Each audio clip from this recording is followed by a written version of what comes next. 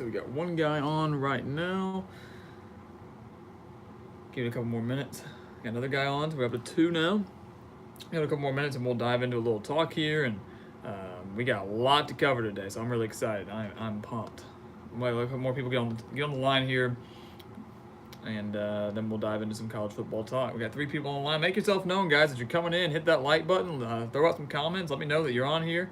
But thank you for joining us on this Tuesday afternoon. We're glad to see you. We are glad to see you, and we're glad to be back as well. Make sure everything's set up perfectly here.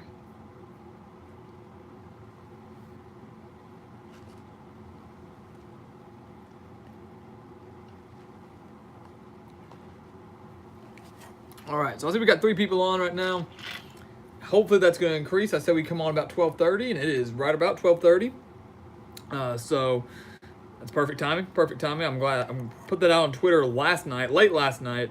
Try to give everybody a little bit of a heads up in preparation for this live stream, and I'm glad you guys were able to join us. And I know a lot of you guys kind of come and go as you can, but we are glad to be back, guys. I know we took about a week or week and a half off. It was a little bit of a break, longer break than usual for it. We still were able to get a little bit of content out. We put out a video out there about our top 5 head coaching hires. We put a video out there about our NBA playoff predictions, something that you guys here on these live streams kind of motivated me to do. It was something that I was kind of waffling on whether or not I was going to do those NBA playoff predictions.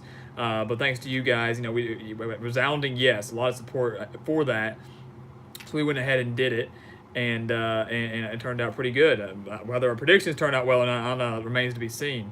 But yeah, I was about to mention that, Brody. Golden State blowing a 31-point lead. So wild stuff late last night out at Golden State.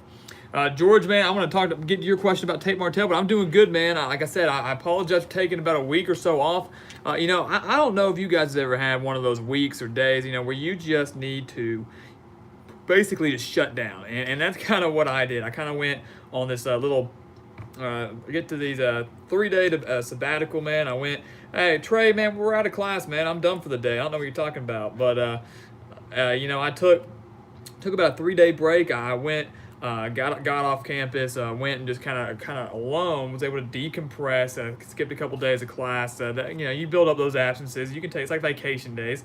And so, we didn't post any content. We didn't get anything out. I kind of had to get that little bit of just re-energize and just a time to rest up, to kind of carry ourselves through the rest of this semester and get stuff prepared for you guys and everything. So I'm sure everybody kind of has those days and those weeks, and that was certainly one of those for me. But hey, we're back. We're ready to go. We have a lot of energy. We are ready to talk some college football and get back to work.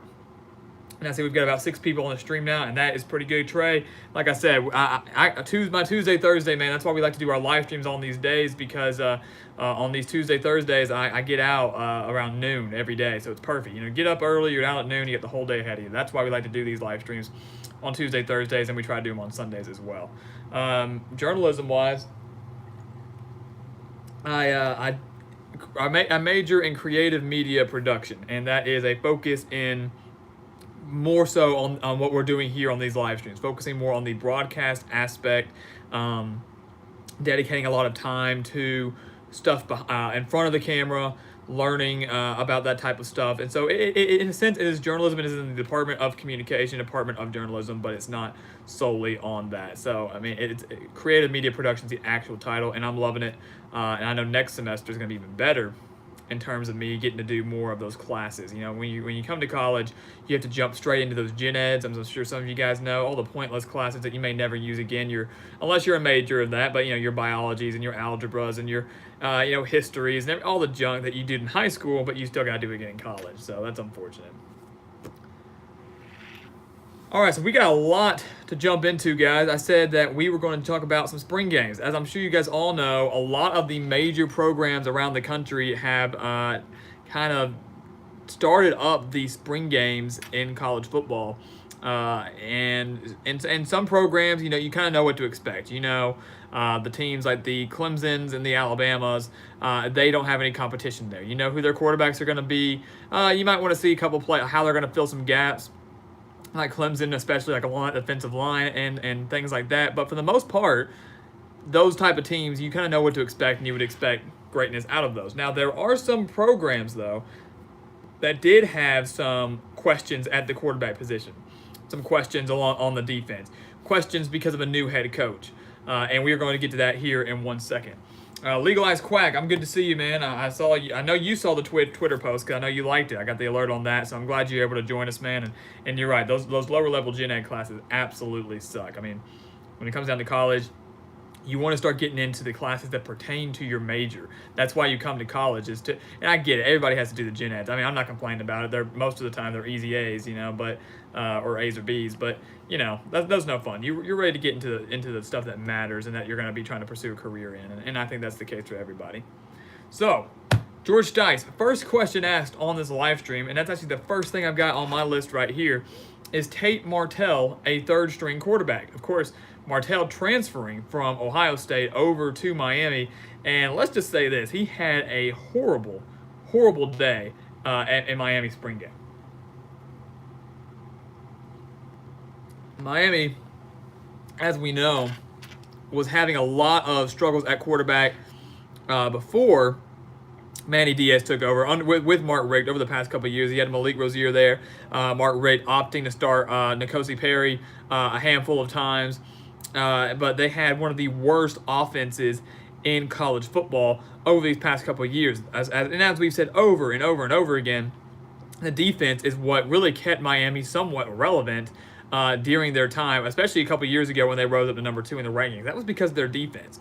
I mean, the offense was, I think, better 2 years ago than it was last year, but nonetheless, it was the defense that had things going. And that's what we kind of expect out of this Manny Diaz era in Miami this year, is for the defense to stay strong, but can the offense take over? Martell, though, comes in, and Miami fans thought that was going to be the answer.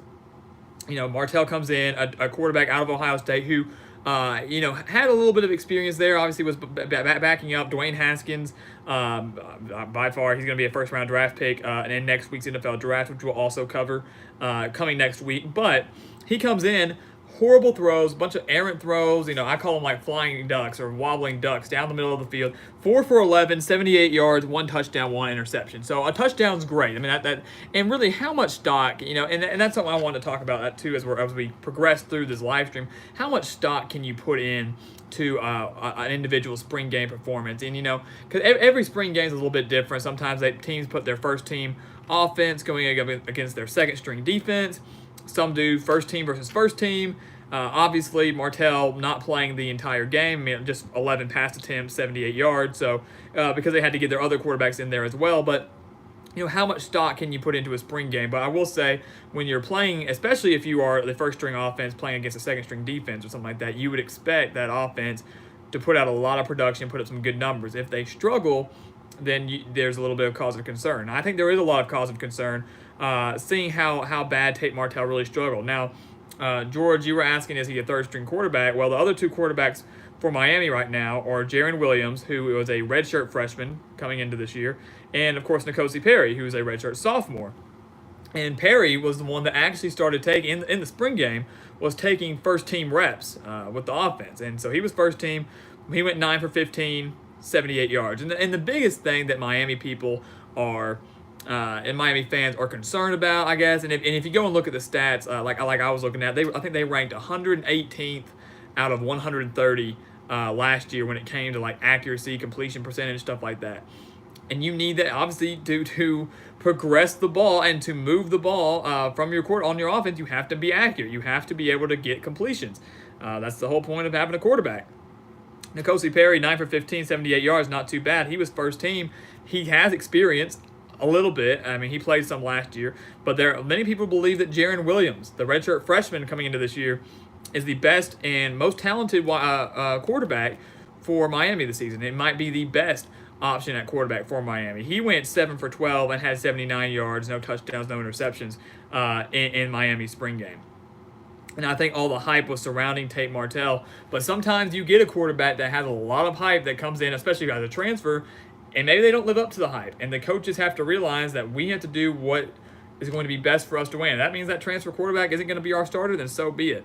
So right now, I'm almost going to say that, yes, George, I think he might be a third-string quarterback because, as I mentioned, Perry was taking first-team reps. Many believe Williams is the best quarterback, better than Perry, who was taking first-team reps, and Martell just absolutely stunk it up in the spring game. And so if I had to rank them, I would almost put it in that order, Perry, Williams, and Martell. Now, there's plenty of time left. There's plenty of time left. I mean, we're in April now. We have a lot of time before their season starts, of course, against Florida on August 24th, moving that game a week earlier. But, I don't be surprised if you see someone other than Tate Martell starting in week 1 against Florida. A game that I do think the Gators will win. It's just early prediction, of course, always subject to change. But the way the Gators are progressing under Dan Mullen, I would think they're going to have the edge there. And speaking of Florida, if we're just going to just segue into that, they held their spring game just recently. I believe it was this past Saturday. And we're going to talk about some more quarterbacks there in Felipe Franks. Now, I don't know what you guys' opinion is of Felipe Franks, but I will tell you mine. I think he is a very, very good quarterback. And a lot of people will disagree with that. Cyclone Mitch, good to see you, man. I'm glad you're able to join the chat. Glad you're able to join the stream. I'm glad to have you on. But I believe that he's a good quarterback. He got a lot of hate and a lot of flack during his time at Florida under Jim McElwain, but we have to keep in mind that McElwain never had a quarterback. He never could develop the offense at Florida and didn't really know how to develop a quarterback at Florida the way that Dan Mullen knows how to develop a quarterback. We've seen Dan Mullen do it and we've said this over and over again, offensive coordinator at Florida, what he did with his quarterbacks at Mississippi State, Dak Prescott, Nick Fitzgerald, even some guys before that. And then this year this past year, now this year with Felipe Franks. In just the first half of Florida's spring game, Franks went 13 for 18, 327 yards, 4 touchdowns, and 1 interception, which ended up being a pick 6, although it was said that the wide receivers were allowing that pick 6 to happen. Like, once he picked it off, just let him take it in. Whatever. 327 yards, though, in the first half. And once again, I get it's just a spring game. I get that it's just, maybe he was playing against second-team defense. Maybe it was first-team defense. I don't really care. I know it's just a spring game, and you can't put much stock into that. But you can tell the progression that Franks has had over these past couple of years and the way he has really settled in. I mean, he is, without a doubt, going to be the starter for the Gators this year. And I didn't think he had a bad year last year. It was a phenomenal year for Florida. I think we saw some major strides in Frank's ability to run the offense. I think we're seeing it already in April now. Florida is going to be a dangerous, dangerous team, and now they've got themselves a quarterback, a very capable quarterback at that. So Felipe Franks, a phenomenal performance in his spring game just for the first half. And you're really, because last year, there was doubt on whether or not who was going to be that quarterback for Florida. He won that job. He was really battling, but now he knows. He knows he's the starter. He's got that confidence, that swagger back, and I'm excited to see where this goes in the fall because Felipe Franks, love him or hate him or you're unsure about him, he's a good quarterback, and I think he's going to do some very, very special things for Florida this year, and a lot of that is credit to what Dan Mullen has done with his offense and doing it in just 1 year, which is phenomenal. Eli's quiet. It's a good point. Most teams keep it really vanilla during spring games. I mean, we know that. I mean, the spring games are an opportunity, to hit each other. You're playing like a big old scrimmage is basically what it is. The fans get to come out and watch if they want to. But you're not gonna go too hard because as every team does, you can't sack the quarterback. It's just if you touch them or you get close to them, it's a sack. Which is why I hate when quarterbacks get to run in spring games because, if you got a dual threat quarterback and he takes off, around the edge, like on bootleg or something like that, or escapes the pocket, you can't tackle him. So they're just kind of gauging it where maybe they might touch him or if they get close enough that he'd be tackled.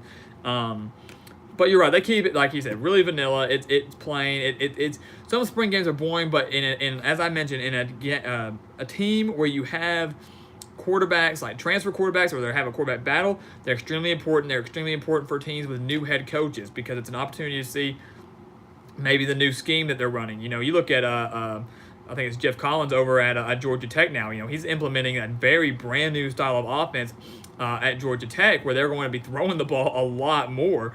Something that we've never really seen out of the Yellow Jackets because they've been running that option for so long under Paul Johnson. So that a spring game is a perfect opportunity to see a new coach in their new schemes, both on the offensive and defensive side of the ball. So, that's why spring games are important, even though they're not exactly, super exciting. MCD Sports 4, what's going on, man? I'm glad you're able to join us today. Always glad when you're able to join. Always bring some great questions and some content here to the stream, to the chat. So another big-time quarterback transfer that had another big-time spring game performance, Justin Fields, over at Ohio State, the transfer quarterback out of Georgia, going to play for the Buckeyes now, filling in for Dwayne Haskins, of course, like I said, will more than likely be a first-round draft pick in next week's NFL draft, which is actually next Thursday, the 25th. So that's one of my favorite times of the year, one of my favorite nights of the year, getting to watch the first round of the draft. And like I said, we'll have some content on that. Probably going to be doing a live stream on that night for the NFL draft, so you're not going to want to miss that. But Justin Fields coming in, and big shoes to fill for Ohio State. If you look at the numbers without watching, if you didn't watch the game, you're going to say he did pretty good. 131 yards, 1 touchdown, 1 rushing touchdown, so 2 total touchdowns.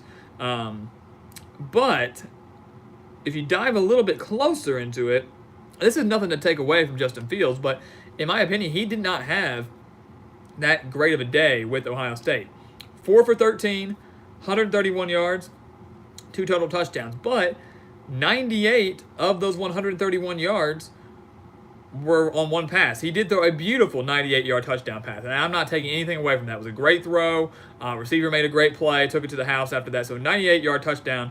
So if you take that one play away, Fields went 3 for 12 for 33 yards and a rushing touchdown, no passing touchdown. So, and I get it. I mean, look, touchdown, a win's a win. Stats are stats. So, the 98-yard bomb was beautiful. But even with that, 4 for 13, not that great. Take that away, 3 for 12, that's certainly not great, and only 33 yards. So, is there cause of concern for Justin Fields at Ohio State? Should people be worried? No, I don't think so. This is his first game, really, with Ohio State. The first opportunity to really go out there and participate in, like, a legit scrimmage, going up. He's in front of a crowd of over 61,000 people, which I'm not saying that's like a deterrent, like why he maybe did poorly.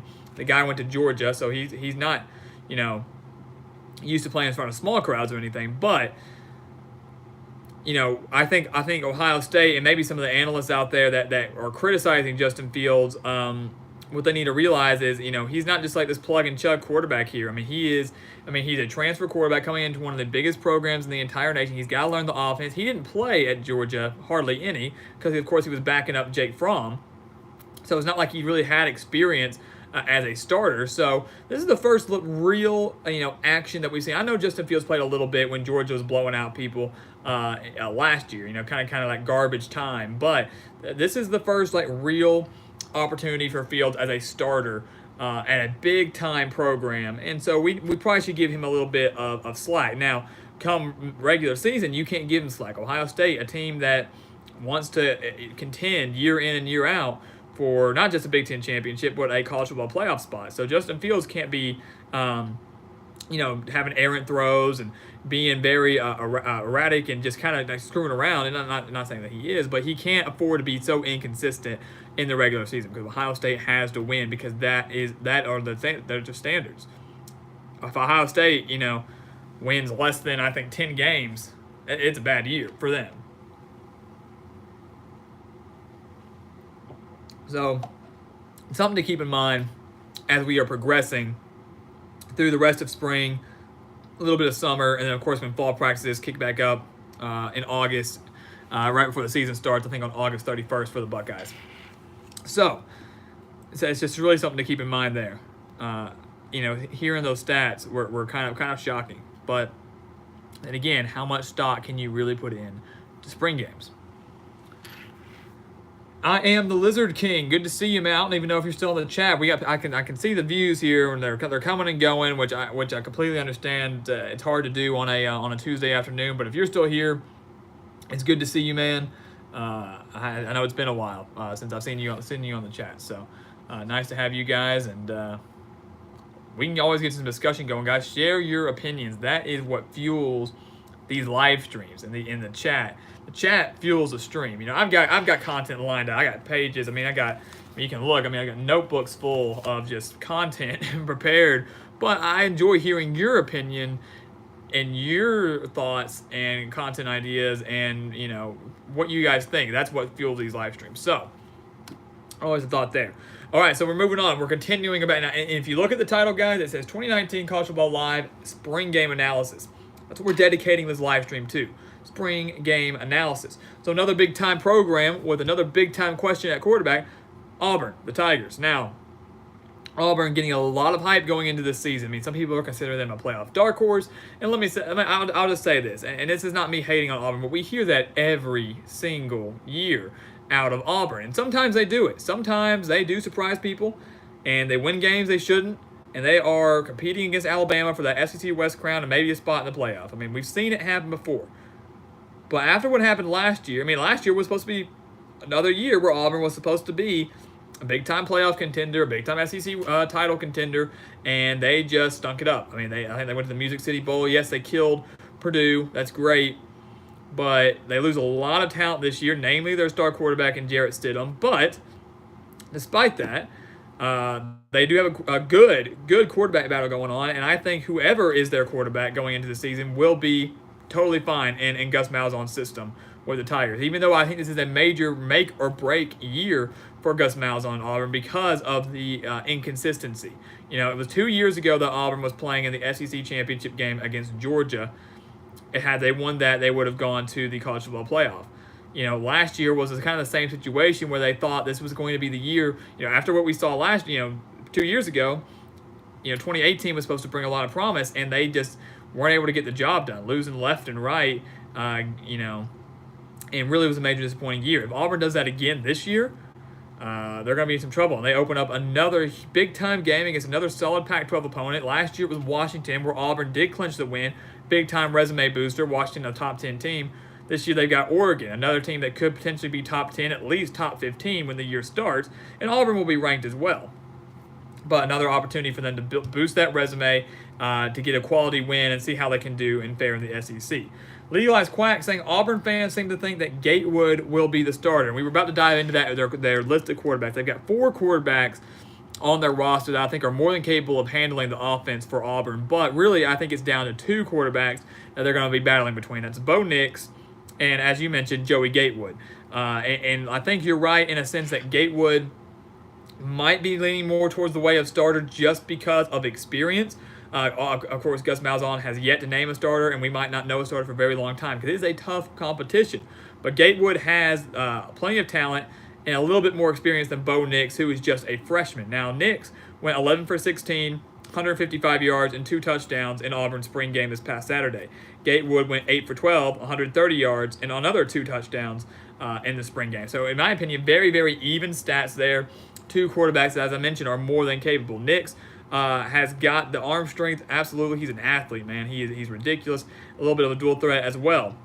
But Gatewood, as I mentioned, has been in the system long enough, and I think if it comes down to that, if it is a neck-and-neck competition all the way up until right before the start of the season, I think you're right, Legalized Quack, just in the sense of Gatewood might get that extra push. Now that could change in terms of as the season goes on. And we've seen it before where Gus Malzahn is not afraid to play multiple quarterbacks. So he could have Gatewood go in, then Nix could come in, who knows. But if I had to choose a quarterback right now for Auburn, it would be Gatewood. Even though Bo Nix is getting a lot of hype, he's extremely talented. He's going to be the quarterback of the future for Auburn, do not get me wrong. But I would lean more towards Gatewood way because of the experience, and he did not play bad at all in the spring game this past Saturday. Now, they do have 2 other quarterbacks there. Malik Willis, who I thought did a phenomenal job in the spring game, 7 for 8, 63 yards, and another touchdown there. If you wanted to make it a 3-man race, it's going to be Willis, Gatewood, and Nix. They do have Cord Sandberg. I don't think he's really in the running here. He didn't play bad either, 8 for 9, 54 yards, so he didn't play a whole lot in Auburn's spring game. I think it's really between Bo Nix and Joey Gatewood, but 4 very capable quarterbacks. So if something were to happen, I know injuries, or if Gus Malzahn really wants to kind of get those quarterbacks in a mix, especially in a game where they can allow that, like a game where, one of those when they're playing a cupcake opponent where they get up by like 50 at halftime or third quarter, an opportunity to get some other quarterbacks in and that playing experience in an actual game, they're going to be set. But right now, after watching Auburn's spring game, and if you go back and watch some of the highlights, they did make some beautiful throws. Auburn looked good in their spring game. I'm not going to lie. A team that I thought was getting a little too much hype, and I think still is a little bit, because in my opinion, they're not a playoff dark horse. They're not even SEC West title contender right now, but in my opinion. But they did look good in the spring game. They looked solid. They looked well put together. It's just going to be who is going to be their quarterback in Week 1 against Oregon. My gut, and if I was Gus Malzahn, would give it to Joey Gatewood. But that still remains to be seen. That's why I love college football. You've got all these quarterback battles. For fans and for analysts like us, it is frustrating because you just want to know. But it is a lot of fun to watch. And you just got to trust the coach is going to make the right decision. Trey Drew, do I think they beat Oregon? Well, look, as I've said before, we don't tend to make predictions early. Like, we wait until we do our Auburn predictions and our Oregon predictions. But I will say that as of right now, as of today, and like I said, this could change. You're going to have to come back and watch our Auburn predictions and our Oregon predictions. No, I think Oregon beats Auburn in Week 1. And a lot of that comes down. And look, I thought Washington was going to beat Auburn last year in Week 1 too. Now, granted, I think that Auburn team last year at the start was better than the Auburn team this year at the start.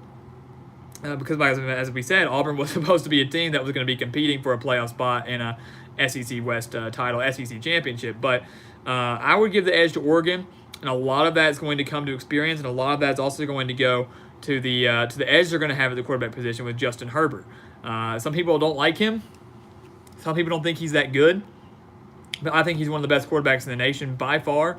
And in next year's NFL draft will certainly be a first-round pick, assuming he can stay healthy, because I know he did battle some injuries last season. So that is something to keep in mind. But right now, I give Oregon the edge over Auburn in Week 1. It's going to be a great matchup. I love games like that, especially first off, I love cross-conference games. I mean, getting to see that and now that they've implemented the playoff system, more teams are realizing that's important to do, because if you want to build that resume and the playoff committee to look at you, if you're a one-loss team or a two-loss team, to look at the people you've played, it's important to schedule those out-of-conference games against quality opponents. And Auburn's doing a phenomenal job of that.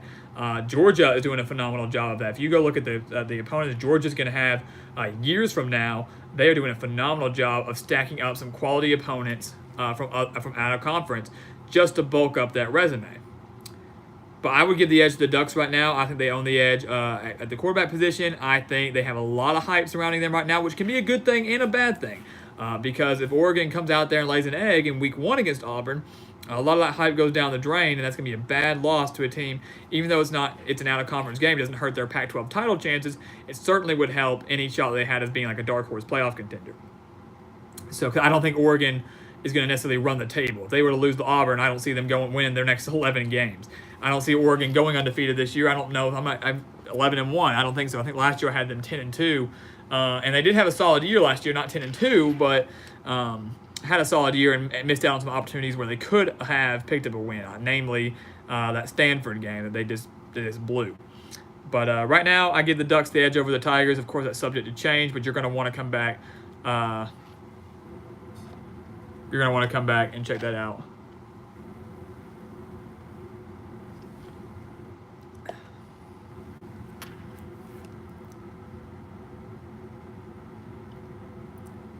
Do you subscribe to the "they didn't play anyone" rhetoric? No. If you're referring to, I think we're still talking about Oregon here, Trey. Alex 4, hey man, I'm doing good, man. I'm glad to see. I haven't seen you before on the stream, man. So I appreciate you joining us. Yes, we try to look professional here, Alex. We do. That's kind of our goal every day is to when we come on here, we're going to wear our suit. We're gonna try to look professional, because if you watch any other sports broadcast, you watch ESPN, you watch Fox Sports, CBS, this is what they do, and we like to stand out a little bit, and we certainly enjoy it. So so you are new here, man. Well, I'm glad to see you, man. Let me tell you this, Alex. If you or I'm the little booster for me. If you are a diehard college football fan like me and like everybody else in this chat, then subscribe, man. I would appreciate it. Go ahead and subscribe to the channel. We need all the help we can get. We're looking to try to get to 2,000 subs, hopefully by the end of May. If you love college football predictions, this is the channel for you. Some of the best predictions on YouTube come from this channel right here. And that's me boasting a little bit, but the stats do speak for themselves. So if you're a diehard college football fan, go ahead and leave a subscribe and come back to the live streams, man. We're doing this every Sunday, Tuesday, and Thursday. And follow us on Twitter at Gridiron Expert. We're going to put out updates about when we're going to come on here for the stream. So I'm glad you're able to join us. And it's really good to see you, man. I'm glad you were able to join the stream. Mike Myrick, good to see you, man. And Mark Rogers, it's good to see you, man. I appreciate it. I'm doing well. Hope you're doing well, Mark. And same to you. You are producing a crap ton of content, man, but always good. Some of the best content on YouTube. So you keep up the good work as well.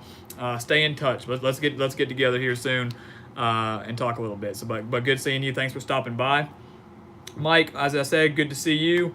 Go Knowles as always. And Alex, I appreciate that, man. I mean, even if you're not a huge football guy, we still produce some other content here about some other sports, and we just helping a fellow YouTuber out, man. So thank you for stopping by, and stick around, man. If you got any questions or anything, we're always glad to answer them, so thank you.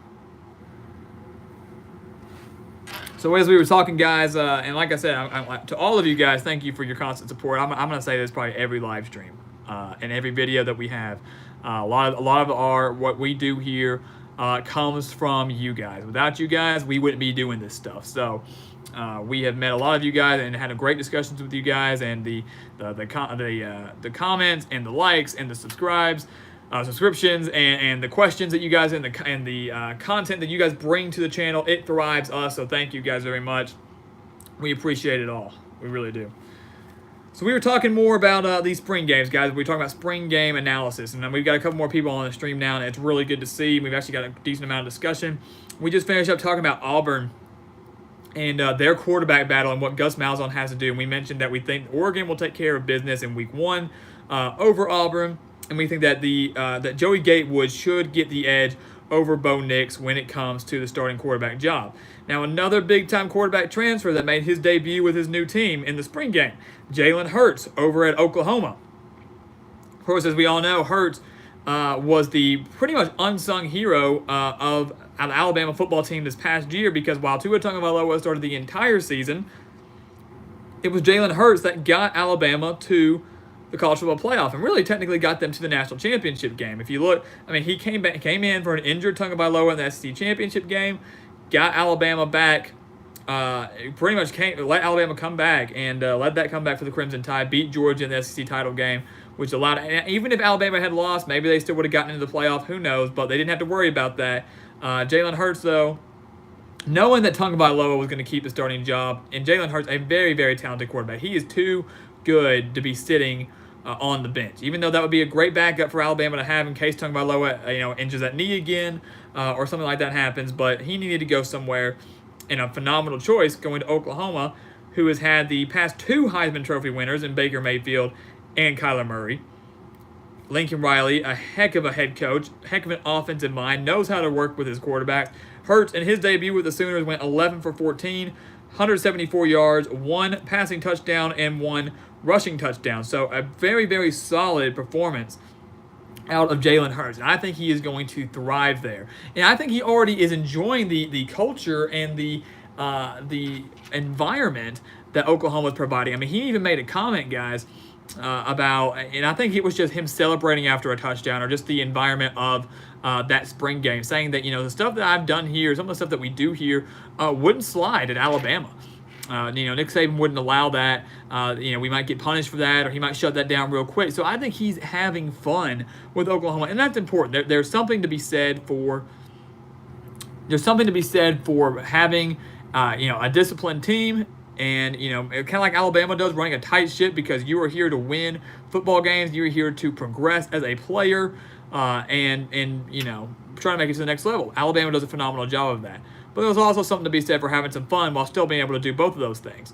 So it's going to be very interesting to see how it all plays out. But Jalen Hurts, a heck of a performance in his debut with the Sooners. He's going to do great things there, as we've said. Oklahoma, with the addition of Hurts, will once again remain a competitor, not just in the Big 12, but for a spot in the college football playoff. But of course, they're going to have to be careful because the Big 12 is getting much more competitive now. For a while there, Oklahoma was just kind of the king. They were kind of at the top. They had some challenges here and there, but Texas, of course, is going to be their biggest threat in that conference this year. Iowa State making some major runs and making some major improvements over these past couple of years. They could be a legitimate threat. People are giving a lot of hype to Baylor. They are giving a lot of hype to the Bears this year and what Matt Rule is doing with Baylor this year. So maybe Baylor could be like this dark horse team in the Big 12, not where they're necessarily going to win it, but could pull off an upset over an Oklahoma or a Texas or somebody like that. TCU, a team under Gary Patterson that did not play well last year, but always tends to kind of have these bounce back years where maybe they struggle one year and the next year they're winning 11 games. So you never ever can count out Gary Patterson and the Horned Frogs. Obviously, there was a lot of turnover in the Big 12 when it came to head coaches. Matt Wells now taking over at Texas Tech for Cliff Kingsbury, who's got the #1 overall pick in the NFL draft with the Arizona Cardinals. So that's something to keep our eye on. Interesting to watch there. Chris Kleiman taking over for the legendary Bill Snyder over at Kansas State. Les Miles taking over at Kansas. So some big-time turnover in the Big 12 when it comes to head coaching. But I think if you're going to put it into elite status, you've got, Oklahoma, you've got Texas. I'd throw Iowa State up there as a team that could pull some upsets and win maybe 8 or 9 games. Baylor right on the outside looking in. Oklahoma State, Mike Gundy, another team you can never count out. So the Big 12, very, very competitive, as we know, known for their offense. And all that little rant about the Big 12 stemming from Jalen Hurts' transfer to Oklahoma and how they will once again remain the top of the Big 12, but the margin is a lot smaller now. For a while they were the top. There was not much competition below them. Now there is a lot more, and the room for error is very slim for Oklahoma, especially over the course of the entire season. More so when Big 12 conference play begins. They can't afford to slip up in non-conference either, especially if they're trying to make a playoff run. But I've got complete faith in Lincoln Riley and Hurts to get the job done again. Can we see another Heisman winner out of Oklahoma? The third straight Heisman Trophy winner from a quarterback at Oklahoma? If so, credit to Lincoln Riley. Because while those players have great talent, they're getting coached as well. And that would be 3 straight Heisman winners for Lincoln Riley. That's phenomenal. But it's going to be interesting to see how it all plays out. But a solid performance for Jalen Hurts in his debut with Oklahoma. And that wraps up kind of what the biggest storylines out of these quarterback transfers and quarterback battles that we had this past Saturday, spring game wise. And I've got some other spring game stats I'm going to share with you in a second, but we did get a couple comments here. Freeman Allen, Mark Rogers, he was here on the stream, man. He was here. He's a good friend of mine, great coworker, great YouTuber, man. He's got great analysis over on his channel. He's helped me a lot. Kind of teaching me some things, kind of working with me on some things. And I'm sure I've said it before, but I intern for him, do a lot of work for him on the side. So a great boss, but a great friend, great coworker as well. So it was very nice of him to stop by for a little bit. Britt Hall, he's back. He's back. Does Johnny Football ruin every league he plays in? Also, do you think he snorts the cocaine or does it up the butt? Legit question.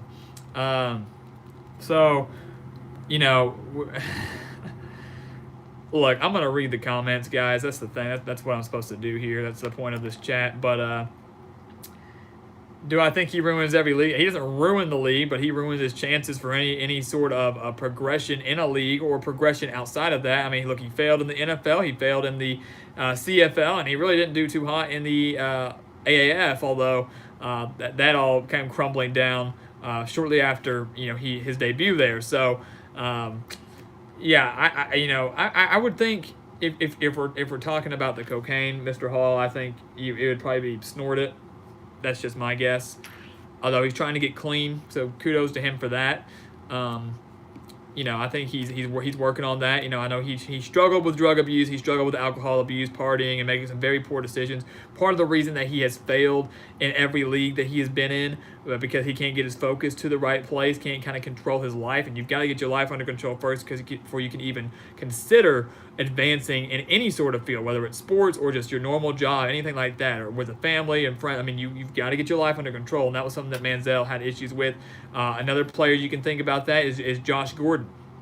Obviously, him using quite a bit of drugs as well, and he couldn't get his life together. He's a very, very talented wide receiver. We've seen it. He was very good with the Browns, kind of bounced around a little bit, was getting suspended from the league, then reinstated, and he went and played for the Patriots a little bit this season. And I think he did get a Super Bowl ring, or will get a Super Bowl ring from the Patriots, because he did play with them for a handful of games. But, he's a talented wide receiver that's wasting a lot of his talent because he can't get his life under control. And sometimes, you just can't do that, and that's really unfortunate. I think that's one of the issues for Johnny Manziel. So he doesn't ruin the leagues he's in, but he ruins any chances of advancing when he enters a new league. So maybe it was good for him to take some time off. Trey Drew, early 4 picks for the playoff. It is super early, and you're right. And as I've said before, what we always do here is when we go through, and for those of you that don't know, for those of you that haven't watched before, what we do here at the Gridiron Expert is when summer comes around, we predict every Power 5 team. We predict their record game by game. We write out the entire schedule. We give you analysis on that team, a preview, and we predict their exact record game by game. We do the same for the group of 5 teams, except we don't do each individual team. We do conference recaps. So we have the standings, our projected standings with their record for each group of 5 team, projected conference championship, and everything like that. So we do that. And at the end of that, we break down who we think will make the college football playoff, as well as make New Year's 6 bowl games. So we go all out. I mean, and that's our passion here, and our goal here is to do that. And then, of course, as the season goes on, we go back and we look at how we're doing on our predictions. We look at, we do weekly recaps, we do weekly previews, and we might make prediction changes because if we have a team that goes, say undefeated and then their star quarterback gets hurt, well, maybe we need to make some changes there. So we do that as well. You mentioned what my early 4 picks for the playoffs were. I tell you all that, what we do here, because I know that the playoff picks are coming. But it's early. Look, 9 times out of 10, you're going to look, and I know we've had that controversy recently, but you're going to take probably the 4 biggest conference champions out of the Power 5. So 9 times out of 10, 1 Power 5 champion is left out. Maybe 2 if you have a team like Notre Dame, like we did this year, that's able to sneak in there. Or maybe you have 2 again if 2 teams make the college football playoff, much like Georgia and Alabama did a few years ago. But I can guarantee you that Clemson is going to make the college football playoff. I would be shocked if they did not. This is a very, very stacked team, a very, very talented team, one that I don't know if anybody can beat them in the ACC. I don't know if anybody in the nation can beat Clemson. They have a very, very favorable schedule, so things are certainly trending up. So I would say Clemson. I would say, of course, Alabama. Even though they just got annihilated by Clemson in the national championship, this is still Alabama that we're talking about. This is still a Nick Saban coach team. They still have one of the best quarterbacks in the entire nation in Tua Tagovailoa. They've got Jerry Jeudy. This is a Alabama team that is going to still be very dominant, despite the amount of people they lost. But every year Alabama loses a handful of people. Every year Alabama loses a good amount of assistant coaches. It's nothing to worry about because this has happened before, and yet Alabama still continues to thrive. So Clemson, Alabama, and this is no in particular order, but I would say Clemson and Alabama there. And there's your ACC champion, maybe your SEC champion. Of course, this is not all set in stone, guys, so don't take this and then when I predict in June and July and August, if it doesn't all line up, then come back here and criticize it, because this is all off the top of my head. But I would go Clemson, I'd go Alabama.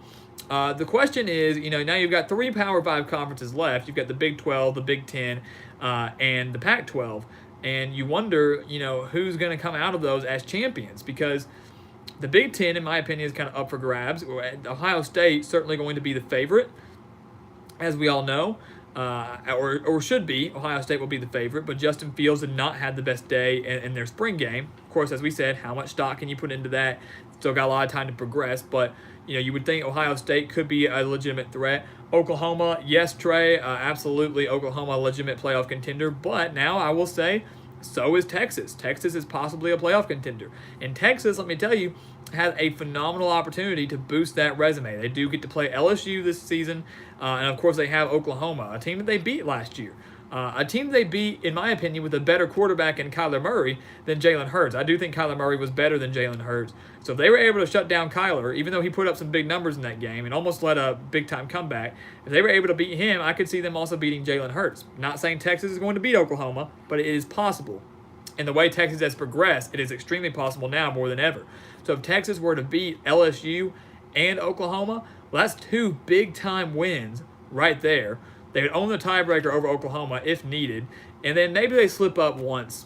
But if you have a one-loss Texas team, even if it was to a bad team, the playoff committee would look at that resume and say they did beat LSU, they did beat Oklahoma, and then of course they need to win the Big 12. So it's a 2-team race, I think, in the Big 12 right now between Oklahoma and Texas. Either one of those, I think, has the potential to make the playoff. I would give the edge right now to Oklahoma, but it is certainly up in the air. In the Pac-12, you look at a team like Oregon, who's getting a lot of hype. You look at a team like Utah, who's getting a lot of hype. Washington State, Washington, a team that has consistently been dominant in the Pac-12. I mean, won the Pac-12 championship last year. Is very, very quiet this season. Yes, they did lose a lot of star power, but do bring in Jacob Eason, who sat out last year, transferred from Georgia. He's a capable quarterback. He played in the SEC as a freshman, so it's not like this is anything new. He's got a chance to really make to do some shockwaves up in Washington and keep them getting contenders in the Pac-12. Not saying they're going playoff, but it is extremely possible there for Washington to do well. The Pac-12 is very much up for grabs. USC always gets a lot of hype. I'm not buying into it yet. They're trying to implement a new air raid offense out in Southern California. Maybe that's going to work. Maybe that will, kind of send some shockwaves to the Pac-12 and lead USC to a very good record and potentially, a Rose Bowl berth or something. But we have to wait and play that by ear and just see how that all plays out. So we mentioned the Big Ten, mentioned the Pac-12, we mentioned the Big 12. Freeman Allen, you think Purdue, Iowa, or Michigan can make the playoff? Michigan, I think, right now is probably the biggest threat to Ohio State in the Big Ten, although Purdue is certainly making some major, major moves. Jeff Brom I think he just signed a contract extension. They've got one of the most electric players in all of college football, and Rondale Moore. So you're going to want to keep your eye on him. Some people think he could be a Heisman contender, and I'm not disagreeing with that. He is so talented, so much fun to watch. Purdue building something. Now, I don't know if I'd go all the way saying college football playoff for the Boilermakers, but Big Ten title, or at least playing spoiler, absolutely. It's crazy to think of that because Purdue struggled for so long, yet they are looking fairly, fairly solid. Freeman Allen, getting a lot of comments here. I'm reading your first one here. Just came back from a run in Germany, of course. Felt tight in the shoes, so I'm taking a bath with some Epsom salt. And now he's watching the video. So a lot of detail, but I'm glad to hear that you're having a good day. Kudos to you for going out on a run, man. And I know you're out in Germany, man, and I always appreciate that. Unbelievable. Like I said, that we have a fan and a viewer all the way in Germany. So thank you for tuning in. Every time you're on here, man, I appreciate that because I know there's a drastic time difference over there. And, just knowing that we've got viewers not just across the nation, but overseas, way overseas, is just phenomenal. It's just phenomenal. So, enjoy the bath, man, and hope your feet get better. But like I said, kudos for you going on a run. I haven't been on a run in who knows how long. I focus more on the weights myself, but you probably certainly can't tell that. So, let's see. Freeman Allen mentioning his playoff dark horses potentially out of the Big Ten. Also thinking Virginia Tech, Miami, Virginia, Wake Forest, if the defense plays well, or Duke could maybe make the college football playoff from the ACC. So a lot of big-time, very big-time sleepers or dark horses out of the ACC, according to you, Freeman. I would not go as far. I think out of those teams that you just listed, the only team that could be legitimate is probably Virginia.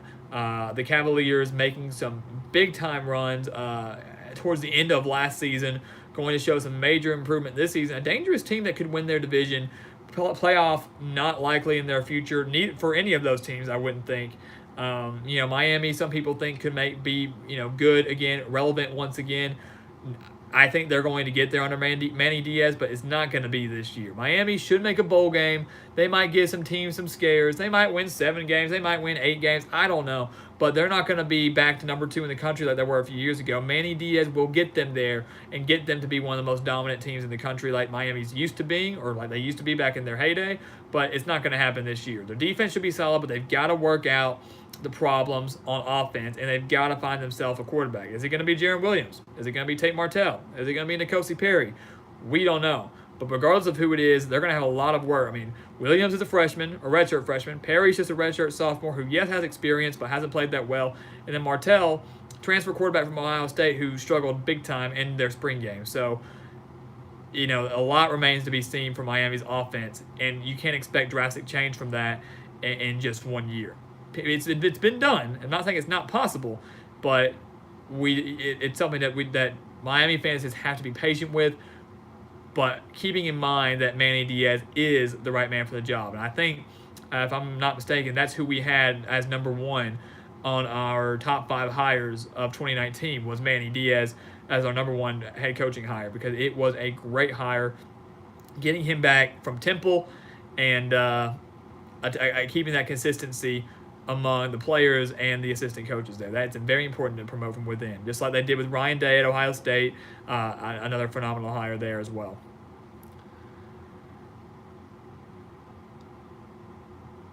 Legalized Quack making a very good point. Pretty shocking if anyone beats Clemson for the ACC championship and went to the playoffs. Right. I mean, as I mentioned, I mean, Clemson is the best team. They are the best team in the nation. It is not Alabama. Despite what many people might want to say. It's not Alabama because they annihilated Alabama in the national championship, and they bring a lot of that talent that beat Alabama. They bring a lot of that back this season, namely Trevor Lawrence, and Justin Ross. So it's going to be a big-time year for Clemson. And like Legalized Quack said, I don't know if anybody can beat Clemson in the ACC. They're going to have to face someone in the ACC championship, but I don't know. And I think their toughest test to face could be a team like Virginia or something like that. But like you said, I don't think anybody beating them in the ACC championship. They could fall in the playoff or the national championship, but not in the ACC. Their schedule, if you go and look at Clemson's schedule, and you'll know it when we do our predictions, it's extremely favorable and extremely light for a team that has that much talent. Freeman, your feet are feeling better. That's good to hear, man. I'm glad to hear it. That's what we like to hear. Take a day off, get back and hit the streets, or go running again tomorrow, or what would it be, Thursday? Yeah, do that too. You go run Thursday and then come catch our live stream Thursday afternoon. There you go. That's a good plan. Trey Drew, I didn't overlook your comment, man. He goes, "What do you think of Tiger this weekend? I know you said you follow golf a little bit. I did, and I just we'll segue onto that just for a brief second, because if any of you guys, I know a lot of people when we've talked about this some. How people have said golf is boring. It's hard to watch golf. I don't even like to play it, stuff like that. But you missed out if you didn't watch the Masters this year. You missed out if you didn't watch the last 3 or 4 holes of the Masters this year, especially. The comeback for Tiger Woods to win the Masters, I think it's the first one, since 2005. First major title in 11 years for Tiger. I'm not going to lie. I'm not even ashamed to say this. When Tiger sunk that putt, because Tiger on the final hole, on the 18th hole, final round, had to get a bogey, had to get a 5. And, of course, he was going for par, and he missed the putt. But, of course, it was close enough. So he lines up for bogey. And when he sunk that putt, I'm not going to lie. A tear came to my eye because it was just unbelievable. It was amazing to see a man that had gone through so much. And look, mistakes that he made, I'm not justifying them. He made some major mistakes. Obviously, cheating on his wife or girlfriend, however you want to say it. But to see a man who had gone through so much, one of the best in the world, and then goes on such a long drought, struggled, withdrawing from tournaments, doing so poorly at tournaments, suffering the back injuries. And I think he has tried to become a changed man. And Mike, you said it. You got emotional. I got emotional. You see that. I don't know if you saw it. You saw a picture from the first Masters win that Tiger had. He's hugging his father. Fast forward almost, 2 decades, and you see Tiger hugging his son. It was just it was a very emotional moment. It was amazing to see him back on top. And Mike, you saying that you're a Tiger fan, it was awesome seeing him back on top. I know some people don't like him at all, but we witnessed history. That's something that it's very, very hard to do. I mean, it's hard for anybody. Don't get me wrong. It's extremely hard for anybody to win the Masters. Anybody to win a major golf tournament, period. But for a guy like Tiger, who has been the face of golf, I think, for so long, and who has struggled for so long. I mean, 11 years since the last major title to win the Masters. I mean, the biggest, in my opinion, the biggest tournament of them all, the most prestigious tournament of them all. It was just absolutely amazing. It was. I mean, it was history, and now he's already favored to win the next major tournament. I can't remember which one. I think the PGA Tour. He's favored to win the next one, which surprised me a little bit. So, we can get into a conversation here about, every year in football you hear, oh, Texas is back, this and that. Is Tiger back? Who knows? I mean, how's he going to perform in the next one? I almost feel, he even came out and said that he wasn't expecting to win that. He was like, I kind of shocked myself. I kind of was too. As the rounds kept progressing, I was like, we see this every year. Tiger's towards the top, he's in the top 5, and then he'll peter out towards the end. But then, the last day came around and he was still up there towards the top. Then he took the lead, and you're like, this could happen. And it did, and it was unbelievable. A very emotional moment, a very historical moment, not just for the game of golf, but I mean, if you're a sports fan or if you just get a heart, that was just, it was really, really special to see. And I'm happy that he won it. I really was. I know I went a little rant about golf there for a little bit, but a moment that big deserves to be talked about. And I was very, very happy for him, and I hope he can keep it up. I hope it wasn't a fluke. I don't think it was a fluke. I think he's an extremely talented golfer. Don't get me wrong, but I hope he can win maybe another major tournament or here and then. I think you can golf for a very long time. Anybody can, but age-wise, I mean, you can still golf well when you're older. But Tiger, with the injuries that he's had and the stuff that he's been through, you win a couple more major tournaments, maybe call it quits, man. One of the most illustrious careers. Although I know he's trying to pass, I think, Jack Nicklaus or Nicklaus, but for the most wins ever or something like that. So, and I don't blame him, chasing history. But emotional moment, fantastic moment for Tiger Woods winning the Masters. I was extremely happy for him. One of the few times I've ever gotten extremely passionate about any golf tournament. I love watching the Masters, but to see Tiger win that, I was extremely happy for him. And Mike, you think he'll win big again? I think he can. I think this is a spark. This is a spark for him. It's an opportunity for him to really kind of get back towards the top the way he was many, many years ago. So I think he certainly can win again. We saw it. We saw the potential that he has. If he can win the Masters, he can win another tour, absolutely. And I hope he does. Or at least continues to place well. That's going to be important as well. This doesn't, tank. We got a lot of comments up here about Syracuse, but I don't want to address Freeman Allen talking about the Cathedral of Notre Dame, or Notre Dame, as some people will say. It is a horrible, horrible thing to have happened. Still don't know the cause of that fire, but one of the most historical buildings in the world, holiest buildings in the world, been there since the 13th century. A horrible, horrible tragedy to have happened yesterday. And they can fix it. It was under construction at the time. They can fix it. If you go look at some of the images, man, after the fire, it's unbelievable. I mean, some of the stained glass windows are still intact. In a very chilling image, but also something I think, and I don't like to dive in because this is not a political channel. It is not one to talk about religion that much. But I am a religious man, and to see the image where the altar and the crucifix, the cross, were still standing and were not burned, that there's something to be said for that. It was truly, truly remarkable. A lot of, around it, ash and things just burned to the ground, but the altar and the crucifix still standing tall, still not burned. I think there's something to be said for that. I think there is, I believe in God, and I believe he may have been at work with that one. And a lot of the spire was down, the roof was burned. It was horrible to see. It is not damaged beyond repair, but it will take a very long time to repair. And I do hope that they got a lot of the things that cannot be repaired, the things that cannot be replaced. I hope they got a lot of that out before it got too bad. But it is a horrible tragedy. But they can do it. They can do it. They can rebuild that. And I know a lot of people like to go for like the stained glass windows and stuff, and a lot of that stayed intact as well. So hopefully they can keep that up. But it was unfortunate. It was very unfortunate. But things like that happen, and it's how you respond to it. It's how you build back up, and where you go from there. You can't let it keep you down for sure. I just hope they somehow find the cause of it. I don't think it was intentional by any means, to my knowledge. They don't believe it was arson.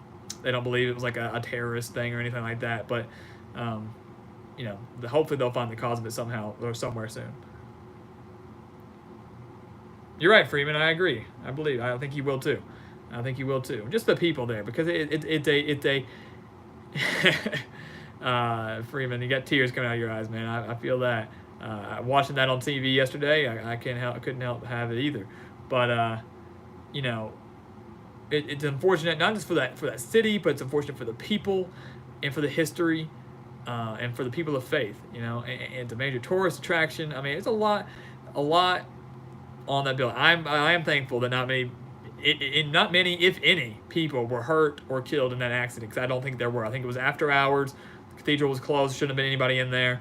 And the people surrounding it, I don't think many people got hurt at all. If any people at all did get hurt. So that's something to be very thankful about as well. So, but it's another day in history. Sunday night, you see Tiger, or Sunday afternoon, Tiger wins. Monday, you remember these things. You remember where you were when these things happen. Something you're going to tell your kids about down the road, or you're going to tell your grandkids about down the road. Things happen. But like I said, it's always about how you build it back up and how you respond to it, and how you deal with it. That's the biggest thing. Moving back on to football here for a little bit. We talked about Tiger Woods, talked about golf. We talked about the Notre Dame Cathedral. All things that I do love to talk about, and that, once again, we wouldn't have talked about without you guys contributing in the chat. So, and that does a lot, because it can kind of get monotonous sometimes if you're focused on one topic all the way through for over an hour or an hour and a half. So thank you guys for breaking it up. We want to talk about what you guys want to talk about. That is the point of these streams. But coming back here, Legalized Quack and Freeman, you guys were having a good conversation about Syracuse. Asking Freeman, you asked if I thought Syracuse could win the ACC, and not the ACC. No. Freeman, hey, thank you. We love you too. I love you too, Freeman. I do, man. We appreciate your support, your comments, and everything you bring to the table. So thank you always. I appreciate it. And like I said, always coming over from Germany still blows my mind. So thank you very much, man. I appreciate it. But you were talking about, do I think Syracuse could win the ACC? I don't think they can win the conference. I said it before. I'll continue to say it again. You'll hear me say it when it comes to predictions. Clemson is the king of the ACC, and no one is taking them down, at least this year.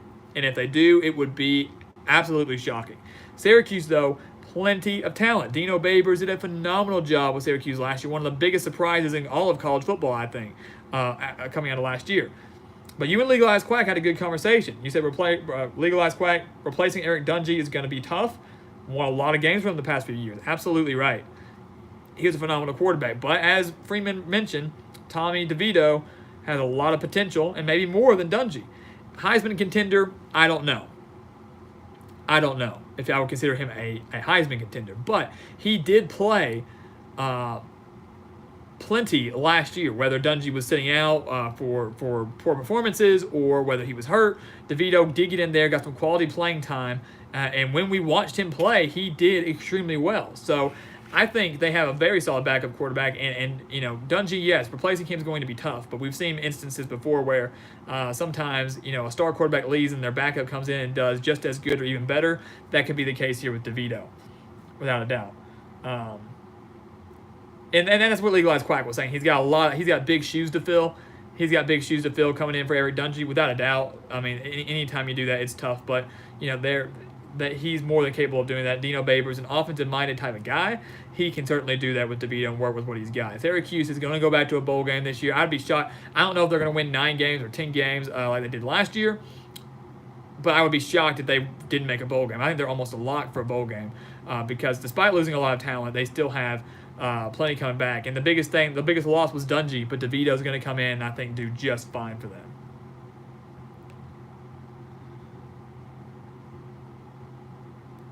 So some comments here. Comic Dude 45, glad to see you, man. I'm glad you're able to join us. Always glad when you're able to join the chat. Trey Drew, who do you think will have a better year, Syracuse or Minnesota? Well, Minnesota's getting a lot of hype as well. PJ Fleck coming in for the Golden Gophers did some great things for them. Closed the year out with a dominant win over Georgia Tech in their bowl game. Barely getting to that bowl game, I should add. And this year, returning a lot of starters, going to be a very experienced team in 2019. Now, some people out there are saying, "Oh, Minnesota could be dark horse for the Big Ten title or something." No, I'm not even going to go that far. But PJ Fleck, with the amount of talent that he has coming back and the way they ended last season, there's something to be said for that momentum carrying over into another season. That's why bowl practices are so important.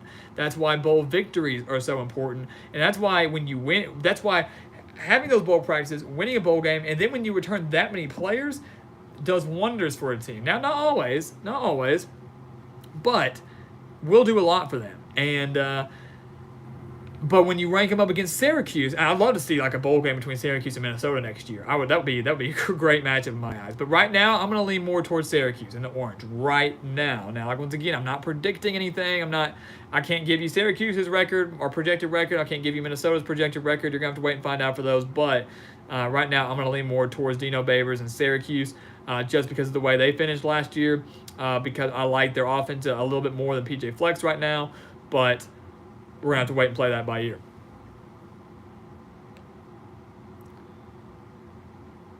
And Colin, dude, very good point. Syracuse versus Clemson going to be a very, very good game. It was a great game last year. A game Syracuse should have won. I know Clemson, was dealing with a bunch of quarterback injuries in that game.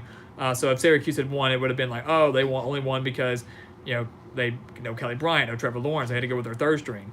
But they're going to do it. It is going to be a really big, fun game. And 2 years ago, Syracuse, if I'm right, upset Clemson at the Dome. So it's going to be a heck of a battle, no doubt.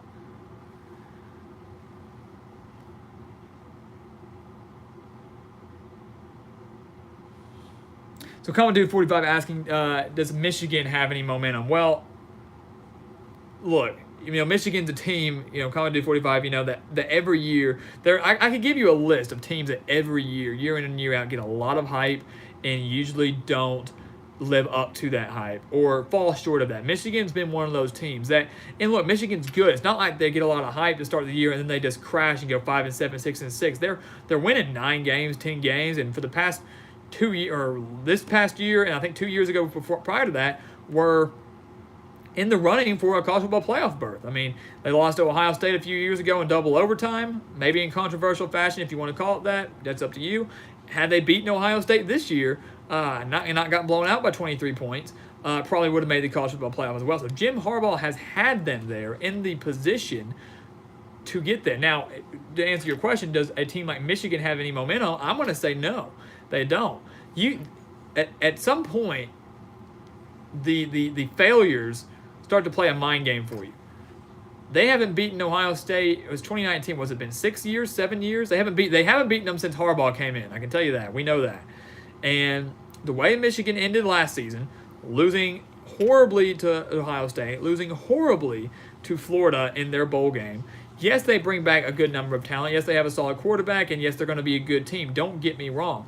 But eventually, it starts to take a toll on you, knowing that, it's one of the biggest rivalries in college football, Michigan and Ohio State. But the fact that we haven't beaten them in so long, we can't win the big games. People say that. It should be fuel. It should be motivation for these players and these coaches to say, people are talking about us all the time, how we can't win big, how we can't do that. But they can talk about that all they want because the fact of the matter is Michigan can't do it. And they haven't been able to do it under Harbaugh.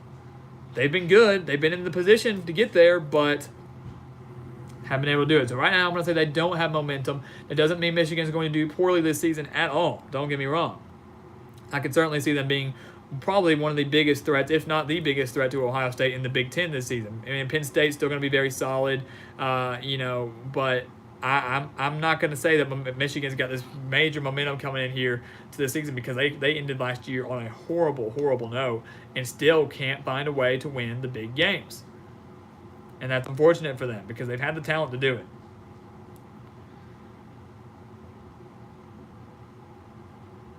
Reading the comments here. Freeman, how can Duke beat Alabama? Well, quite frankly, Freeman, there is no way that Duke is going to beat Alabama in week 1. And, the way they're going to have to do that, and the way that any team is going to beat Alabama, is because this year, Alabama lost a lot of people on the defensive side of the ball. But as we mentioned earlier in the stream, that happens every year. Every year, Alabama loses tons of talent, both on the offensive and defensive side of the ball, but I'd say more so defensively than offensively. Every year, they lose a bunch of assistant coaches, and yet they still do fine. So every year, it's, Alabama might not be as good this year, this and that. Now, Alabama, when you talk about momentum, they had a great year and then just got stomped by Clemson in the national championship game. Now, that's a horrible note to end your season on, but that also might add fuel to the fire for Alabama, especially with a coach like Nick Saban, to come out here and just annihilate everybody in their path. Duke, the only way they're going to win, if they even have a chance to win, is containing Tua Tagovailoa, shutting him down, because then maybe you could get something going against an Alabama defense that might have some issues or might still have some questions in week 1. Problem is, Duke just got rid of their lost their quarterback in Daniel Jones, a guy that could very well be a first-round draft pick next week. If he was still around, I think Duke could put some points on Alabama. Even if he was still around, I wouldn't be projecting them to win or maybe even keep it close. But the biggest thing is for Duke's defense is to step up and play well against arguably one of the best quarterbacks in the entire nation, in Tagovailoa. But I just don't see any possible way, especially with Alabama coming off that horrible loss to Clemson in the national championship game. Common Dude 45, we were talking about Michigan a second ago. Compare it to Rutgers. Last season was essentially Rutgers slowly bleeding out. Honestly, prefer sharp, piercing pain to slowly bleeding out, not being able to feel anything. I agree. I mean, there is something to be said for that. I've had conversations with people. I'll say, would you rather, say you've got a big time game. Would you rather lose in like heartbreaking fashion, like say you're an unranked, your team's unranked, you're playing the number 1 team in the country, and you're winning the game the whole way through, and then you blow a lead and you lose?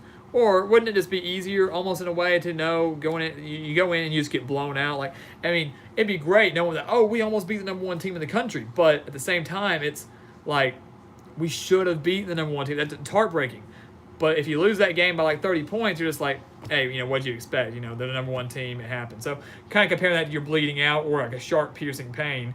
I feel that on a spiritual level, man. I know I know the feeling, no doubt. No doubt.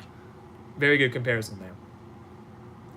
Trey Drew, do I think Wisconsin will bounce back? Worst season they've had in a while. They even lost to Minnesota after winning. And that was something along the lines of us talking about that momentum, the way that Minnesota finished the year beating Wisconsin, then winning their bowl game against Georgia Tech. I mean, it was a heck of a finish for them.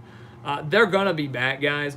And they're going to be back because I think they're going to have a solid quarterback this year. Hornibrook was, as we all know, transferred now to Florida State. He was a solid quarterback for Wisconsin. I think he got a bad rap, but he wasn't necessarily the man. I don't think he was the quarterback that they needed. And it's been a while since I think Wisconsin's had a very, very solid quarterback. They've always been known for their run game. I mean, Monte Ball, Melvin Gordon. Now they've got Jonathan Taylor, and that's going to be their workhorse this year, much like he was last year. And he got overshadowed last year, put up some great numbers, but got overshadowed because Wisconsin just wasn't where they were. They started the season number 4, and had they continued to stay up there that high in the rankings, Taylor would have still gotten more attention. But after that loss to BYU at Camp Randall Stadium, it was done. It was done. Their season was toast. And I think that's something as a mind game, knowing that they were in the hunt for a national championship or had national championship aspirations, and then to lose a game like that to a BYU team that's not bad by any means, but especially at home, a game they shouldn't have lost, that just takes a mental toll on you, and I think Wisconsin is kind of tanked after that. But they will be back. I love Paul Chryst as a coach. He's a good man. He's a good coach. He's going to get his team back on track. Jonathan Taylor is still going to have another breakout year, but if they can get some solid quarterback play, especially with the loss of Hornibrook now, I'm not saying they're going to be back up to where they were last year, like being number 4 or anything, but could still win their division, could still get to the Big Ten championship game. Wisconsin is going to be back. Every team has those down years, and a team that I think you can compare that a lot to is a team like Iowa. I mean, Iowa has been very consistent and always usually getting to bowl games, but if you go back and look at the past, let's say 15 years for the Hawkeyes, you've got some years that they're going 7-5, 8-4, somewhere around there. year they might go 4-8. But every now and then you've got these years where they win like 10 games, 11 games. That one year they nearly made the playoff, going undefeated before losing to Michigan State in the Big Ten championship game. So teams like that, and I can see that happening here with Wisconsin. Another team you can compare that to is like TCU, and like we mentioned earlier in the stream, a team like that, they win 11 games, 12 games, competing for a college football playoff. The next year they go 4-8. What happened? But then the next year they're back and they win 10 games, 9 games. They're once again competitive. So it happens. It fluctuates. It's frustrating for a fan base, frustrating for a team, but it does happen. Let's see what else we've got here. Some other questions here. Right, y'all were talking about Hornibrook, got beat out, went to Florida State. Freeman blitzing Tua, talking about Duke and Alabama because he likes to extend plays. Duke's going to want to win. Yeah, I mean, look, it's going to – most of the time when you're playing a team like Clemson or Alabama, you're going to have a near-perfect performance on both sides of the ball and maybe even hope for a bad performance on the other team if you're going to want to beat them. It's possible. It's possible. It happens. But it's extremely, extremely difficult, and I just don't see that happening with Duke this year, especially with the amount of talent that they lost.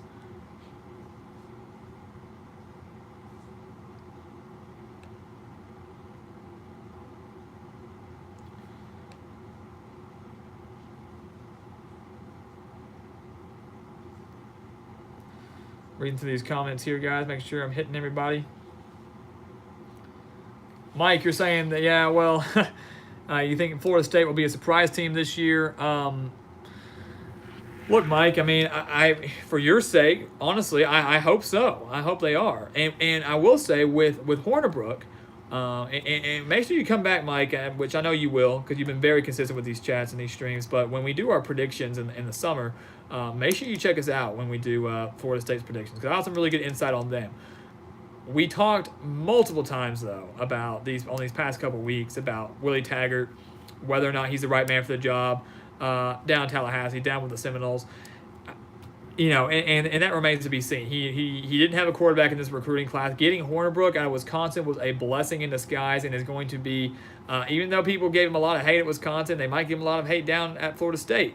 It is going to be good enough, I think, for Florida State to get to back to a bowl game, maybe clinch 7 wins, maybe get 8 wins. And your definition of surprise could be different from my definition of surprise. From a Florida State team that missed out on a bowl game last year, surprise would be winning 8 games. I think that'd be very, very good and a major step in the right direction for Taggart and his crew there. Then you can recruit. Then you can get your quarterback and then start building Florida State back up to where they need to be and try to get them back to that place where they were, much like they were under Jimbo Fisher. So the definition of surprise can be different, but I agree. I can see that happening. Come back for when we do our predictions, though. But I think they're a bowl. I think this year they are a bowl eligible team. Should be a bowl eligible team.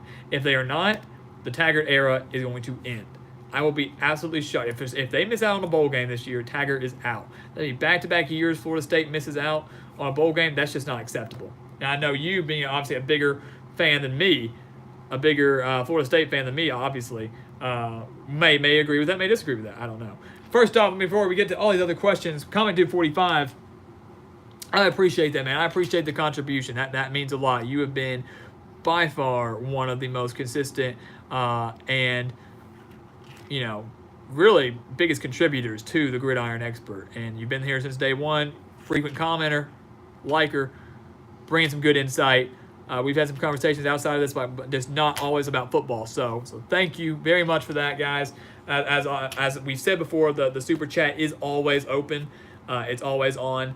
So and every little bit counts. So it goes a long way for us in trying to build this channel up and trying to provide better stuff. So comment dude 45. I hate to be biased, guys, but by far one of my favorite subscribers and favorite viewers here at the Gridiron Expert. So thank you so much for that. It truly does mean a lot. So, Mike, you agree with me about 8 wins for Florida State. That would be a surprise. That'd be a huge step in the right direction for Florida State. Going through the rest of these here. So, Ben Wyndham, glad to see you, man. It's been a little while, but, you're talking about Tate Martell and his spring game. Do we think he made the right move? Well, we talked about that earlier in the stream. That was one of the first things we talked about here in the stream, breaking down the Miami quarterback competition. Martell, Jaron Williams, N'Kosi Perry. Did he make the right decision? He made the right decision in a sense that when Justin Fields announced he was going to Ohio State, he was going to automatically have competition there. Now, here's the thing. I don't think Tate Martell thought that when he went to Miami that he was going to have much competition. He knew he wasn't immediately going to get the job, but he was probably fairly confident in his abilities that he was going to go in there, take care of business, be good to go. And I'm not sitting here telling you that Tate Martell's a bad quarterback. That's not what I'm saying. But what I am saying is he had a really, really bad day, and that's a horrible, horrible first impression for Miami fans and really for the Miami coaches. Now, look, people make mistakes. People have those bad days, but if he wants to clinch the starting job at Miami, I mean, it would be very ironic for him to go from, potentially being the starter at Ohio State, backing out because he didn't want to fight Justin Fields for the starting job, going to Miami, and then not even getting the starting job there. That would be very unfortunate for him. I think he should have stayed at Ohio State and battled for the job, especially when he put out a comment out there saying how why does Justin Fields think he's just going to come in here and take the job away from me? He hasn't put any work into this university, and within a week he's out to Miami. Stupid. Keep your mouth shut. If you're going to say stuff like that, sit there and battle him for it. But he didn't do that. So whether or not he wins the job in Miami, that remains to be seen. It was a horrible, horrible performance, but there's still time. I think you will see all three Miami quarterbacks play this season. But they need to make a decision pretty quick because their first game ain't a cupcake. They got Florida on August 24th, and that's a huge, huge game, and one where they're definitely going to need a quarterback if they want to have any slim chance of winning that game against the Gators. Let's go on through the rest of these comments here. Freeman, yeah, man, dude, you know that. Come on now. What kind of question is that? And absolutely, Ben, I'm happy to answer your question. Good question and great discussion. And yeah, Freeman, as I said, definitely one of my top subscribers, man. You've been very consistent with the comments and coming to the streams, and I've appreciated all your support. Absolutely. And like I said, you get brownie points coming all the way from Germany, no doubt.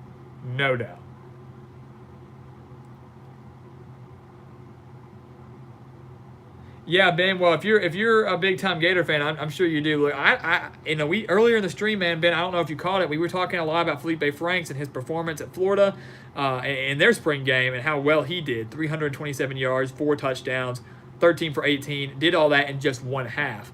So Florida, man, you know this as much as I do. They are going to be good this year. And so I know from your standpoint, you're like, yeah, you definitely don't want Tate Martell or any quarterback of Miami doing well against you. And I wouldn't worry about that too much right now, just it being in week 1. But yeah, it's going to be interesting.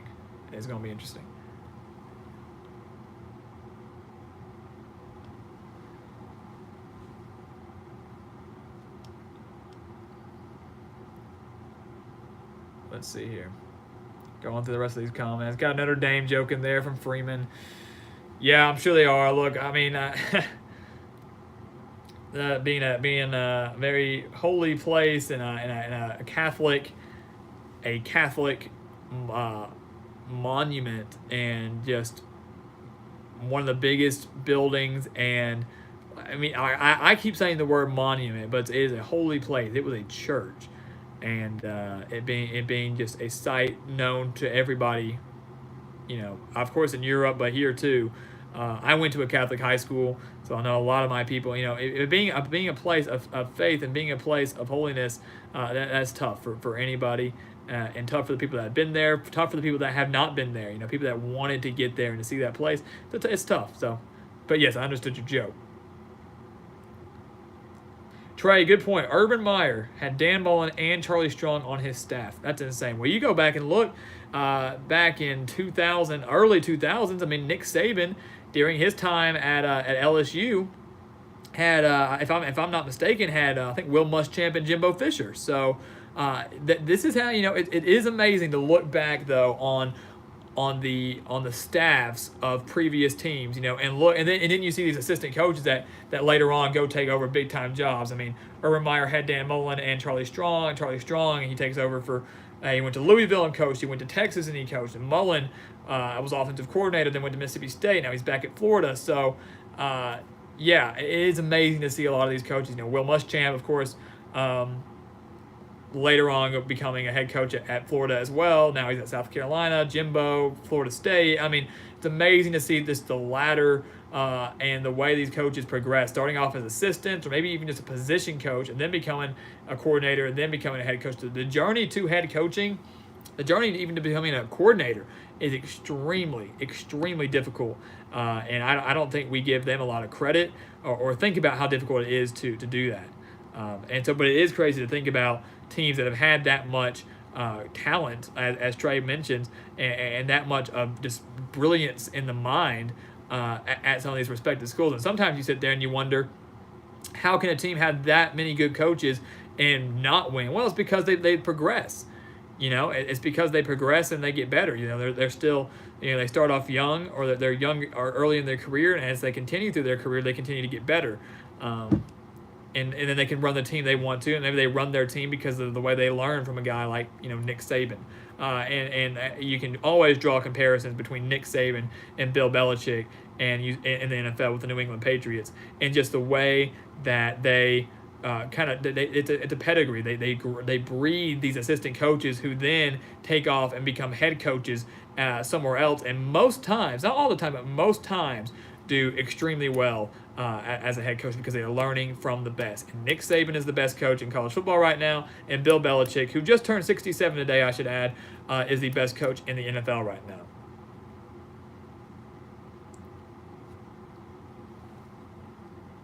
Broken Ego, good to see you. BYU going to be 9-3 this year, playing on it. Well, I'll let you know what I think later this summer if we agree with our 9-3. I'll remember that, though. You say 9-3.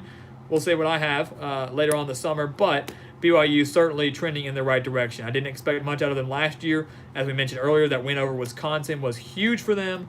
I think that was kind of the spark for their season. Won their bowl game, going in the right direction. 9 wins is a lot for the Cougars, but the talent that they do bring back is not out of the question.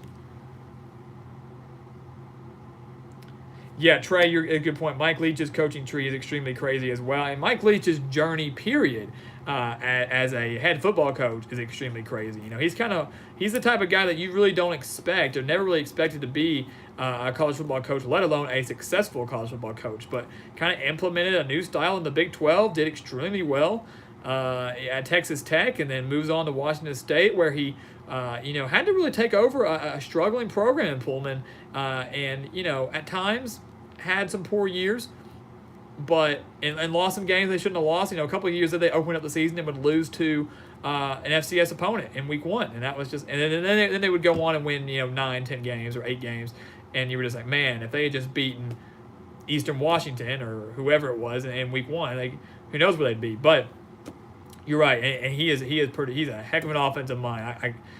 Looking back at all the quarterbacks that he's coached and the coaches that he's coached with, his journey overall has been phenomenal. He does not get a lot of credit. I think he's extremely underrated.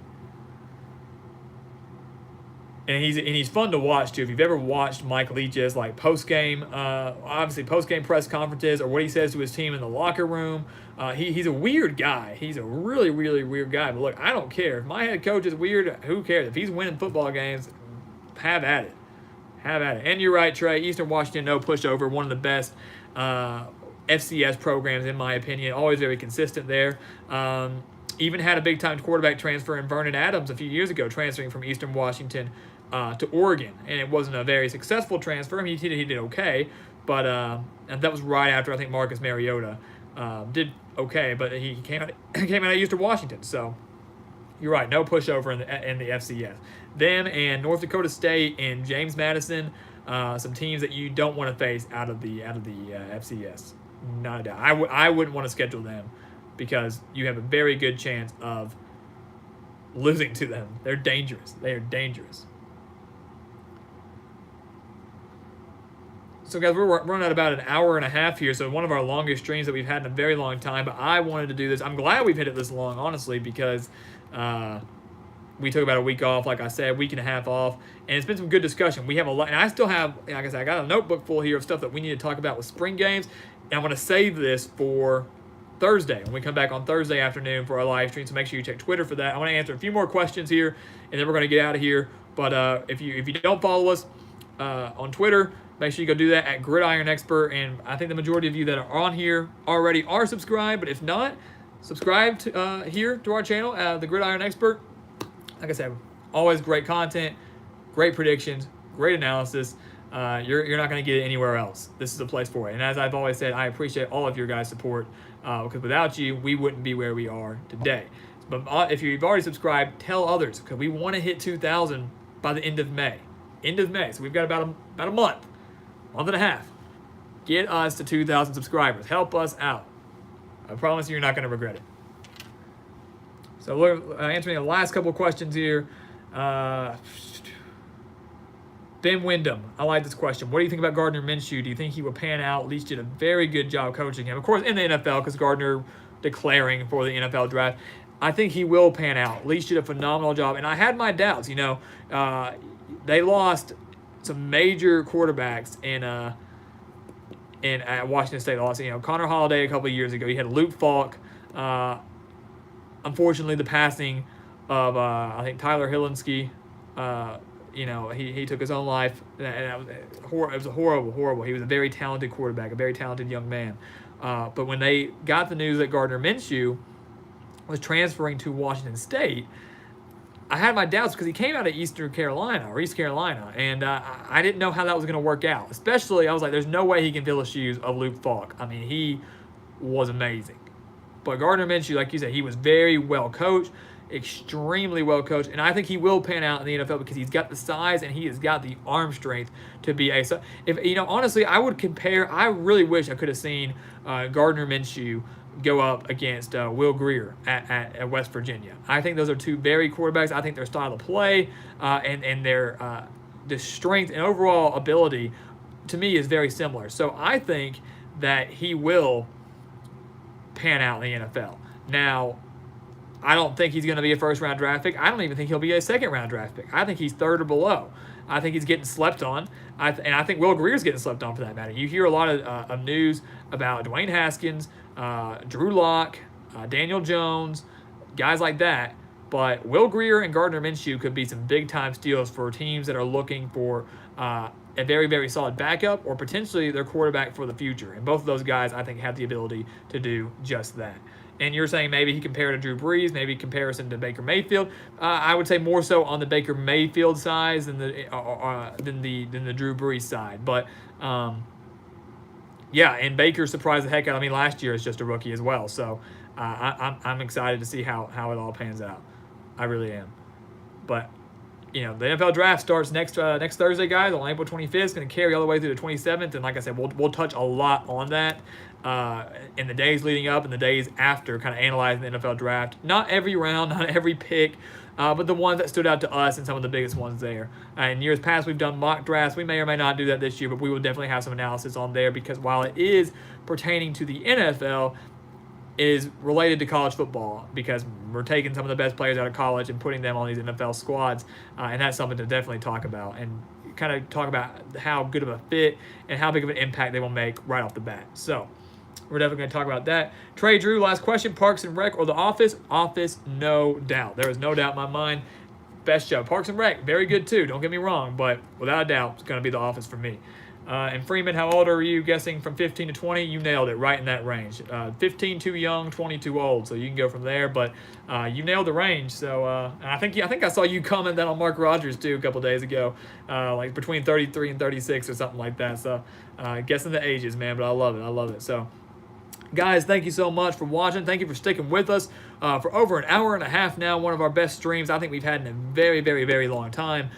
So thank you for watching. Please continue to like, comment, subscribe. Check Twitter at Gridiron Expert for updates on when we will be doing our next live stream. You're not going to want to miss it on Thursday because we will be back with some plenty more college football talk. And as always, thank you guys for your support. We'll see you guys again.